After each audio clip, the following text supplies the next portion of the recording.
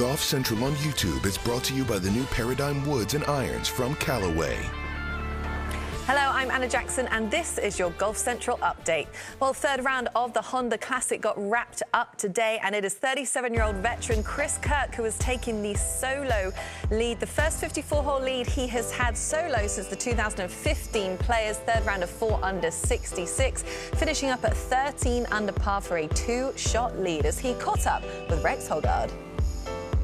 Chris, third round 66 to move into the lead. I did want to talk about the back nine, a couple bogeys on the back nine, but then you finished with back-to-back birdies. How big is that momentum going into tomorrow?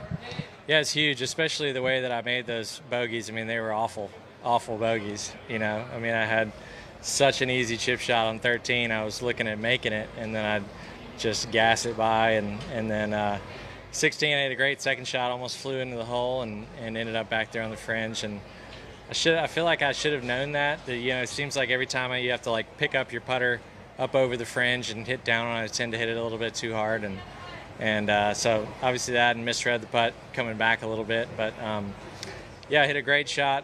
You know, wasn't 100% sure on my club on 17, and Michael, my caddy, definitely made me feel good about what I was doing. Hit a great shot in there, and just gutted that putt. That felt so good to, you know, I don't know how long it was, but just, you know, dead center, perfect speed. I mean, that was just an amazing feeling. And then, you know, got a little bit of a break on 18 to get a better angle for my chip shot, but dropped into that kind of tight, really into the grainy grass is kind of the reason why I chose to hit that sort of lower bump and run shot. Just anything high would have been really tough to get good contact there. And really nice chip and another putt right in the middle. So yeah, it was a great feeling. You're a 4-time winner on the PGA Tour, but you haven't won since 2015. Do you think tomorrow will be something familiar, or do you feel like you'll have to kind of learn how to win again? I don't know. You know, I feel like I was right in there with a great chance at Sony and at Amex in Palm Springs. And, you know, Sony I played just okay on Sunday. I played well on the back nine and kind of gave myself an outside chance coming in. And then but Amex, man, I really felt like that back nine, I did everything that I needed to do. You know, I hit a ton of great shots. I hit a ton of really good putts that just kind of burned the edge or just missed. So that kind of gives me the belief that, you know, it didn't work out that time, but I did my part. You know, I really executed my shots and the putts that I was trying to hit really well. And so I'm just hoping to go do that tomorrow and hope it works out better this time. You've been consistent all week long. What do you think the most important part of your game tomorrow will be? I think it'll be big for me to drive it well. I think if I drive it well tomorrow and give myself a lot of good looks from the fairway, then I'll be in pretty good shape. And you know, obviously we all need to make the putts. That's for sure. Yeah, thanks. So it is Chris Kirk who heads into tomorrow's final round with a 2-shot lead over Eric Cole, who, by the way, is another great story, a 34-year-old rookie, finally with the chance to win on the PGA Tour. You'll also see Shane Lowry on that leaderboard, sitting at 9 under par. He really rose up the leaderboard today with that third round of 65, checking out his scorecard. Don't forget, he finished runner-up here last year, finishing just 1 shot short of eventual winner Sepp Straka, but it was a 5-under round of 65 today to put him up to 9 under.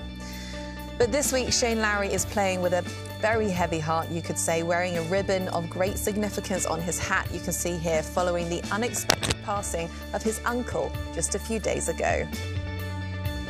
My uncle sadly passed away on Thursday morning. Yeah, my dad's brother, unexpected. It's very sad week for our family. To be honest, I wanted to go home on Thursday when I heard the news. A lot of people talked me out of it. I'm here now. I'm trying to play for him and play for his wife and his kids and my cousins and my uncles and my aunts and everyone at home, because we're a very close family and very proud of our name and very proud of where we come from. And green and white is just where he's from. It's for Ban in Offaly and in Ireland, and said I'd wear it. And yeah, hopefully I can go out and make him proud tomorrow. Everyone keeps telling me how proud he was of me over the last number of years, and hopefully I can do him another day proud tomorrow. Can you tell us a little about him? Is he a younger brother, your dad? Or? He's 2 years older than my dad, so he's 66, and he was just a great man. He loved work and he loved hard work. He loved hardship. He loved. He was big into Gaelic games at home. He didn't necessarily play at the highest level, but he was very involved in the local community, and he was just a great man. He was great crack, and I loved him. It's a very sad day for our family. It's just quite sad, and it's quite hard. It's been a difficult week. It's been very difficult not to be there at home for my dad, because my dad's a big softie and he'll take this quite hard. But I'll see him in a couple of weeks when he comes out here, and So a big day tomorrow for Shane Lowry for so many reasons. He is in with a great shout tomorrow of taking home this Honda Classic trophy.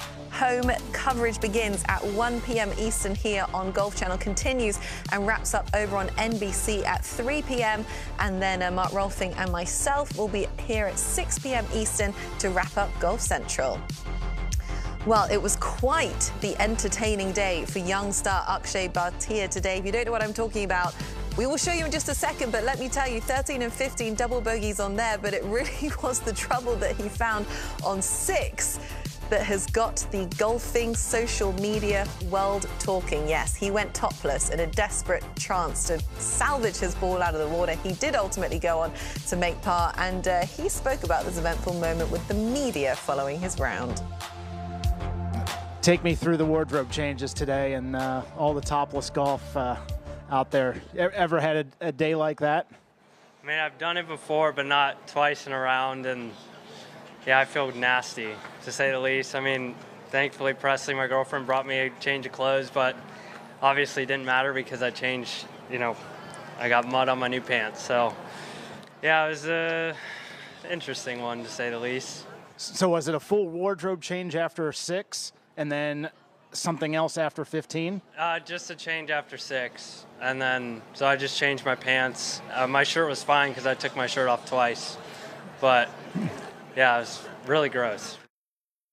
And you heard him mention it. Thank goodness for his girlfriend, Presley, who came to the rescue with a backup outfit. I think Akshay might be sort of laughing to himself when he goes to sleep tonight, because it certainly was an entertaining round of golf.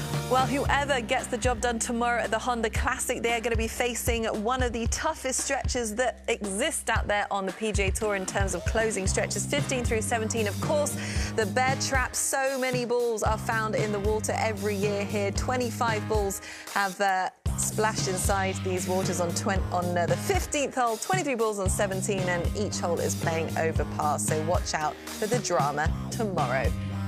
That is the final round of the Honda Classic coming here on Golf Channel and NBC on Sunday. Have a great night.